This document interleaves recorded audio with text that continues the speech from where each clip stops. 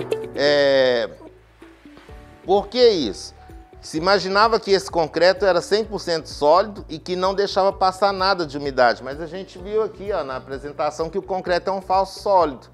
No concreto você tem capilares interligados, que são os piores, você tem porosidade, você tem macrotrincas, você tem microtrincas, você tem finalização e retomada, que são as juntas frias, que essas sim, elas merecem uma atenção especial quando a gente for falar do módulo reservatórios e piscinas, que praticamente é uma situação ignorada na impermeabilização, né? Imagina-se que impermeabilizante muitas vezes é reforço estrutural e não tem nada a ver uma coisa com a outra. Se não forem tratadas todas essas descontinuidades, não é o filme formado ou pré-formado, como as mantas asfálticas, que vão fazer com que aquele ponto da edificação ele tenha estanqueidade. Não é mesmo, isso aí eu apliquei 5 demãos, 8 camadas. Se você aplicou, por exemplo, um material estava com consumo por área,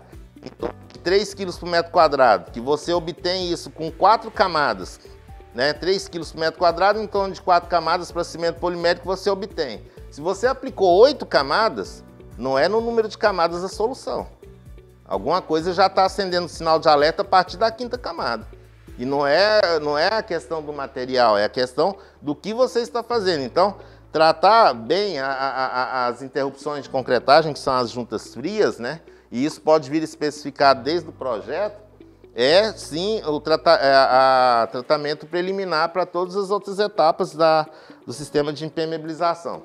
Regra de CITA. O que essa regra, né, ela aplicada à construção civil, ela nos mostra? Esse pesquisador ele não é da área de construção civil, isso é uma adaptação, né, do pensamento dele em relação ao que essa regra nos mostra. Que para cada uma unidade de valor investida na fase de projeto, durante a execução você teria 5 unidades de valor, na manutenção preventiva 25 unidades de valor e na manutenção corretiva 125 unidades de valor. Então, o que acontece? Lembra daquela situação da viga baldrame?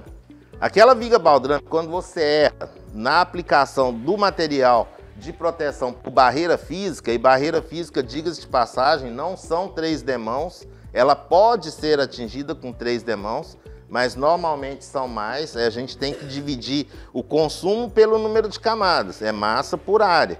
Se conseguir obter aquele consumo em 3 demãos, tranquilo, não tem problema nenhum.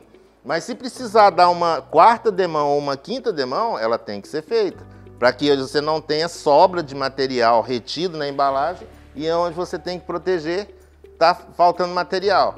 Então aqui, quando ocorre algum erro, né, algum tipo de problema, se você pulou essa etapa que era para gastar R$1, por exemplo, né, no projeto, não significa que se você vai ali para manutenção corretiva, você vai gastar R$12,50 não. Aliás, desculpa, R$2 aqui, ó. Você vai gastar, se pulou essa etapa na manutenção corretiva, você vai gastar R$125. Ela é uma escala exponencial, ela é muito maior.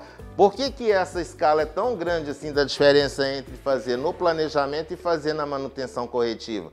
Porque para poder fazer a manutenção, você tem que adentrar em materiais de acabamento.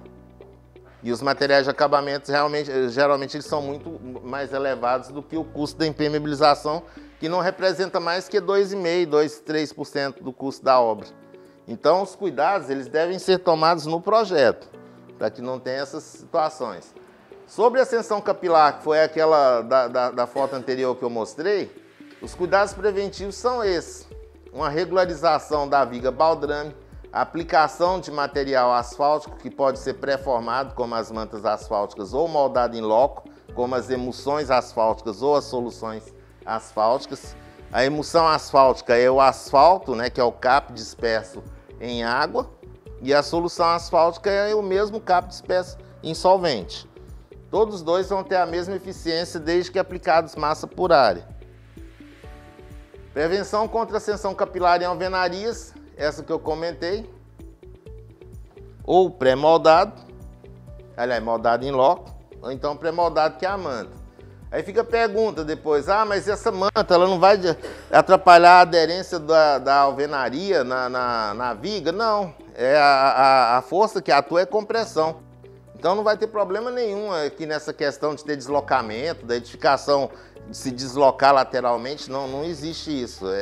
A forma de fazer é exatamente essa, fazendo uma barreira física consistente, para que você não tenha esse tipo de problema. Aí sim você intercepta fluxo. Fora isso, dado esse tipo de problema, você vai ter que fazer esse outro tipo de tratamento. E esse tipo de tratamento é complicadíssimo para fazer. Quer ver uma situação? Quem trabalha com retrofit? Trabalha com reformas, né? Vamos supor que aqui tivesse um cliente que construiu recentemente uma casa, e a casa com 6 meses, porque isso aqui não vai mais do que a primeira chuva, tá? A primeira chuva, isso já tem fluxo, já dá essa ascensão capilar. Aí o cliente te chama de volta, fala assim, preciso arrumar a minha parede. O que é o pensamento normal do cliente?